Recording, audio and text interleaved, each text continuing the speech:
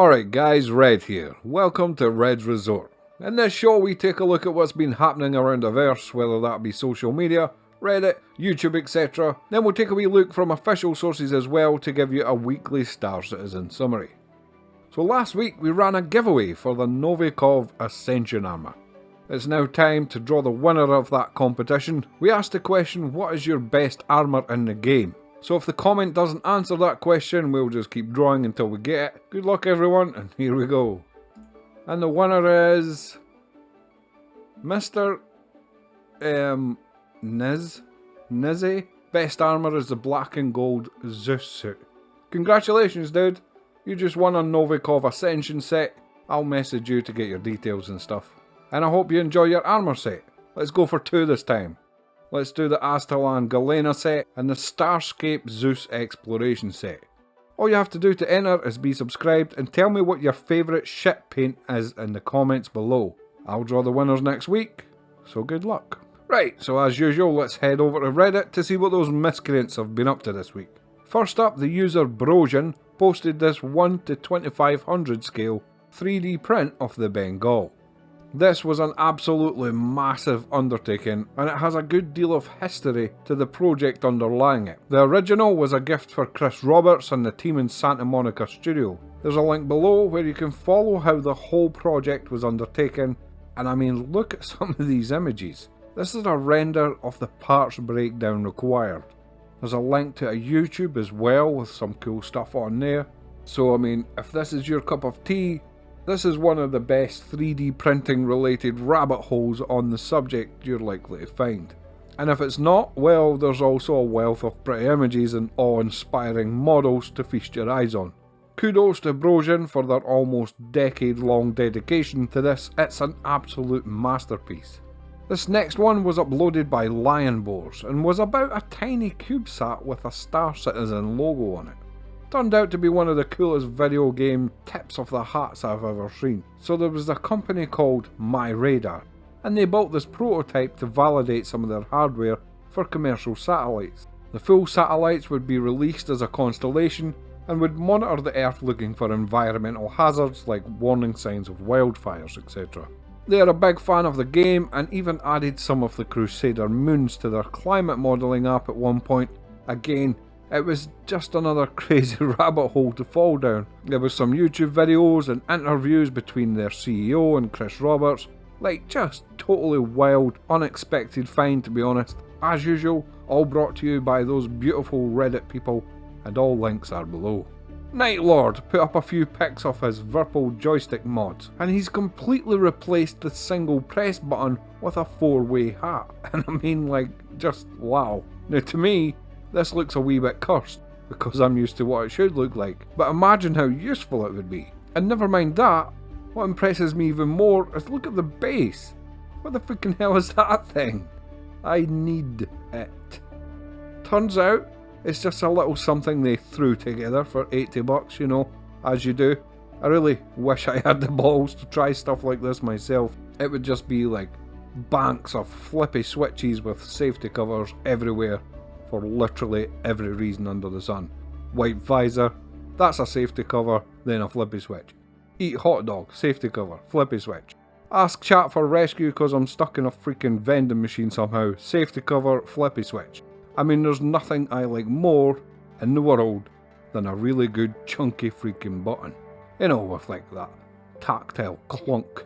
Oh man, just speaks to me at the soul level for some reason. Anyway, this was cool as hell, Nightlord. Defo be looking out for updates on this dude. Tutorials, workshops, eBay listings. Just give. For the love of God, just give. Next we have this. I'm not even going to say anything. I'm just going to let it play. There are no words. Honestly, people sometimes make things that are so freaking cool, it actually offends me. Here we have yet another exceptional model painting from Palaka's workshop, known for their consistent excellence in this realm. If you've ever tried to paint a model in your entire life, then this collection is definitely a must visit. But be prepared to have your own attempts completely washed away with your own tears. leaving behind only the faint traces of what could be mistaken for the work of a sleep-deprived squirrel. I speak from experience. Nice work, Palakis. This is crazy, dude.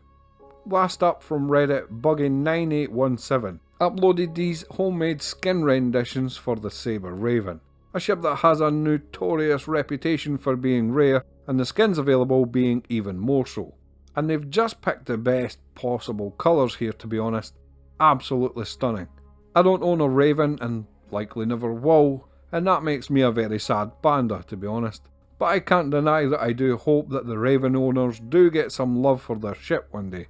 And we've probably all seen some cool ship skins made by the community. Hopefully one day CIG maybe does something like opens the store up to community design skins for sale. And then, you know, they just vet and verify and select a few trusted uploaders and then take a hefty cut, obviously. In the meantime, Buggy9817's designs are undeniably impressive. Thanks for sharing your talent with us, dude. 07. Okay, YouTube time. This first one is absolutely mental. This guy, PC101, took an 890 jump and stuck around 300 NPCs in it. And it is crazy walking around this thing, whilst it's so busy and populated. Like, the ship just comes alive. But aside from that, we seem to have learned quite a few unexpected things about NPC behavior. For example, he noticed that when NPCs are walking around, they are basically just navigating from one chair to the next. If you put a maze in front of them, they won't solve it, which means they don't account for any dynamic objects within the navigation mesh. There were tons of other little crazy insights as well. This guy basically just ran the ship full of them and studied their behaviour for a while, and it turned out actually really interesting for some reason. Like, to begin with, I was just watching for the memes, but by the end, I was like, right, I need to get me some NPCs. And it started to give me real thought about what a difference it made to have people aboard your ship. Like, you would actually just start to create personas for them in your head, you know? You'd be like, oh, there's Davey, never off his arse, always in that freaking jacuzzi. You know, you'd start talking away to them and stuff. Also, I feel like it's something we never really think about. They do stupid things because they're just stupid and bugged, right? But once you see this video, things start to make a bit more sense. Like, did you know they could climb ladders? No, well, apparently they love climbing ladders, and it's like their favourite thing after chairs. Like, they're all just queuing up for a go on the ladders. So, yeah, he goes into details about how to collect them all and stuff, and it looks like it was a very intensive process, to be honest. But thanks for doing it, man. I'm personally glad that you did. I thought it was a great thing to get up to, whilst we wait for 3.23 to drop. Also, the whole channel is full of a bunch of stuff that's particularly interesting, I found. Like, there's one here where he sniffed out a bunch of NPCs that I for sure wasn't aware had dialogue, and there was no patch notes about it either. Like, how many NPCs did you have to walk up to find all that out? Also, how much money would you make if you stripped every turret off Everest Harbour and sold it? Like, who even thinks like that? Just so you know, there are over 300 turrets on there, I've learned, since watching that vid. Anyway, cool channel, links below. Tell him the crazy Scottish guy sent you, as usual. Okay, so remember last week when I was banging on about how cool it was showing a new player this game and seeing it through their eyes, etc.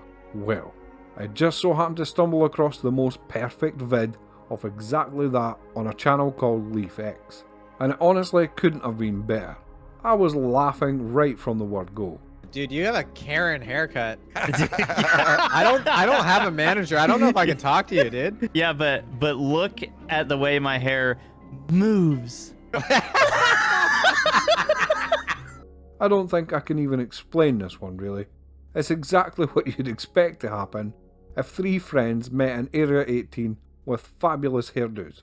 They decided to take their new Star Citizen off-world on some adventures, and you know, they get Star Citizened, as you'd expect. But that doesn't slow the uplifted spirits of this determined band of brothers, and it's got that magic, you know. There's a few moments in there like this. Yeah, look at this ship over here, dude. Oh, this is a ship? I thought this was a building. No, that's a ship. Holy fuck, dude. Why do I have a crime stat? Doyle, did you running into me give me a crime stat? That'd Who be knows? fucking hysterical, dude. This was cool to watch. I absolutely love stuff like this. very positive and the banter was hilarious. Thanks for sharing this, guys. Defo recommend watching the full thing. Camaro next with a distortion and EMP test on the EPTU. Now, as you might have heard, the distortion damage has been pretty much removed from all components except power plants and MFDs. And shields now have a distortion resistance between 75 and 95%. So Camaro does what Camaro does best and performs straight tests between the live version of the game and the EPTU version, checking for any differences. And the results are pretty significant. And it's obvious that the time to shut down on EPTU is a lot longer than we currently have on live. He tests this on both the Arrow and the Gladius and runs a bunch of EMP tests as well, so it might be worth your time to check out the whole vid if you're normally running a distortion loadout or fly an interceptor. This is likely just a stopgap for CIG for the time being until they figure out how distortion will impact ships and components within the game, and it may even change before the EPTU patch goes to live. For more stuff like this or anything Star Citizen related really, Camaro's channel has always been a great resource. These empirical tests are always short, sharp and to the point with no bullshit or waffle. He did some really spot on ones about the new stealth changes as well recently that definitely help point out some of the major holes in how things are currently running. Thanks for the work, Camaro, it is very, very appreciated, dude. So I came across this channel called CobraTV that's perhaps got something a bit different. I was personally really impressed by how this one came together, and it had such a nice vibe and flow to it. Basically what happens is this: he would go around a spaceport and try and interview players that he finds, and the results are actually just amazing. Actually, I'm a streamer and a YouTuber, and I'm looking for people to interview about Star Citizen. Oh, sure, yeah. Hold on, my buddy can't hear you, I don't think, but we'll... hold on. He wants to interview us. He's a YouTuber and he wants to interview us, so yeah, we can do that. Yeah, so what I want to do is I want to go along with you what you guys are about ready to do while we're doing the interview. So I'm curious to see how people make their money or how they spend their time in the game. So if you're getting ready to go do something, I'd like to tag along and ask you a few questions. Sure, but we fly. In fact, no, we can take out a different ship. That's fine. Basically, we do bounties mostly. We just got. He talks to them for a bit and then he tags along for a mission, all the while keeping this light-hearted interview going. Just asking about the game and about current development and such, and it came off as such a genuine conversation with real players about real things happening in the verse, because it was, literally, not a content creator's perspective, just a couple of guys out doing bounties most nights, you know, how they got into the game, what sort of experiences have they had, that sort of thing. And it just had this very comfortable, very organic and wholesome sort of feel to it, and it really highlighted something for me. And that's that it's probably quite strange that in this game, in Star Citizen, you can do something like this. You can meet up with some guys, go and shoot some bad guys whilst conducting an interview. Like, that's probably really out there on the bingo card of possible emerging gameplay loops, right? And that's discussed in the interview as well, where you could be out doing a job and you can run into another person doing another job, and maybe they've crashed or need some help, and it's just such an open-ended encounter. And the game allows for this to go in so many different directions. You can help this guy and give him a lift, maybe even go as far as helping them finish their goals if you like.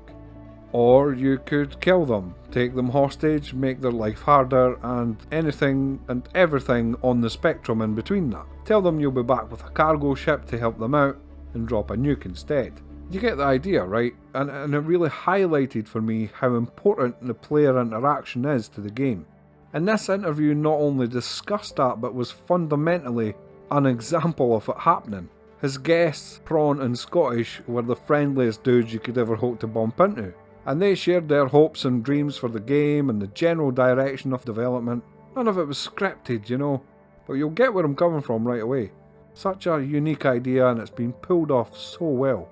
Next time you're cruising around in the verse, stick it on in the background, and you'll see what I mean. Thanks Cobra for letting me cover this, man. Can't wait for the next one. Okay, so our last video today is absolutely unbelievable. And you're probably thinking, this guy is prone to some serious hyperbole. No. It is unbelievable in its surgical presentation. Unbelievable that it can even be achieved using the same access to camera controls and game engine that everyone else has access to. This video is by Backspaced, who does a lot of machinima stuff, a lot of cinematic stuff, and they are always of the highest quality imaginable. Normally it's hard enough to work within such strict limitations as a game engine, but add to that the immensely counterproductive environment of Star Citizen, where a million things can and do go wrong, and the time and effort it can take to just make a few seconds of footage can become ridiculous really fast. Maybe it's the time of day, or an animation not playing properly, or more than usual it's just the simple logistics of getting all the parts in the right place at the right time. I have honestly the deepest respect for the people who put these things out for us, and hopefully in some small way these videos show some support for that work. This one isn't even from last week. It came out like a month ago. I just found it and said, nah, it's going in the show, it has to go in the show. The story and stuff is all amazing, by the way. The sound and voiceover are as well, and you can find a link to both the trailer and the full video below. Thanks Backspace for letting me share this. The whole team involved here are wizards as far as I'm concerned. Okay, so we've got some official CIG stuff to cover really quickly. Apparently individual player mute has been escalated and work is being done to stabilise and improve VoIP and FOIP in the future. From the Master Mode's ISC, the main takeaways were that all 200s of the ship in the game will be originally assigned an archetype that will roughly determine the flight model for that ship based on size and type. So things like combat ships will have categories like snap fighters, light fighters, medium fighters, heavy fighters. All ships will then be tuned from there into more desirable final points. There will be specific tuning brackets with each of these, like interceptor variants, racers, fighter bombers, gunboats, corvettes, frigates, that sort of thing, where we're a lot of the time trading between speed, agility and durability. And obviously there will be ships that slide somewhat in between these classifications. Precision targeting will decrease the spread of your weapons, but it will also reduce the fire rate. There will be 3 weapon archetypes as well: anti-fighter, which will be high fire rate, and then anti-material weapons, which will be higher DPS for taking down bigger ships, and then a third group which covers weapons fitting into neither of these. Precision targeting will allow you to physically see and select the parts of a ship you would like to aim at. From 3.23 onwards, if you have a size 3 gimbaled hardpoint, it will hold a size 3 gun instead of a size lower, and you will no longer be able to attach fixed weapons to your ships. On top of that, all the turrets will now be gimbaled and will be able to use auto gimbal, whereas all pilot controlled weapons will be manual gimbal only, which is definitely going to shake things up a bit.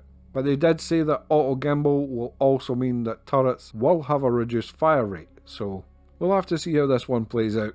In the distribution centres on Star Citizen Live, we learned that some of them will be high security with green zones to protect PvE players just trying to go about their biz. This will be a stopgap until the reputation system comes online, so expect that to change, perhaps. I would really like to see a lot more intricate, small solo missions. You know, like the LiefX investigation mission. But I think we need a ton of that. Or even just, you know, something like the golden ticket thing, but it's just an item that spawns randomly, and if you pick it up you're instantly a target until you can deliver it somewhere. Maybe, I don't know. I just think outside of the raids that can happen, which will be coming further down the road, I've not heard anything that intrigued me a lot gameplay wise. And I think it might be such a waste to have these massive locations for, you know, deliver box from A to B stuff. Emergent gameplay saves the day again. Anyway, I'm probably totally wrong, and Elliot and the team have cooked up an entire crazy bunch of new missions for us. We'll have to wait and see. If you watch me a lot, you'll know I generally am pretty positive about the game, and I defo try not to shit on things before I've tried them. But nothing the devs mentioned here hinted at any new kinds of gameplay opening up. As they said multiple times though, this is just the first implementation. And you know, these won't be going anywhere. So there will be plenty of time for teams to go over them and come up with ways to make them, you know, more unique and interesting places to spend time in the verse. Or at least that's my hope anyway. I have every confidence in them, to be honest. And I know that with some decent server stability, we can then start laying down some serious layers of interesting little setups and game loops. Anyway, that's all for this week. I'd like to say a big thank you to my channel members Nils Gerdes and Spacecraft. Thank you so much guys, your support means absolutely everything. If you know someone looking to get into Star Citizen, please use one of the codes on screen now for some extra in-game credits. Like and subscribe if you enjoyed the video. Remember to enter the giveaway by telling us your favourite ship paint in the comments. And hopefully I'll see you next week. 07 guys.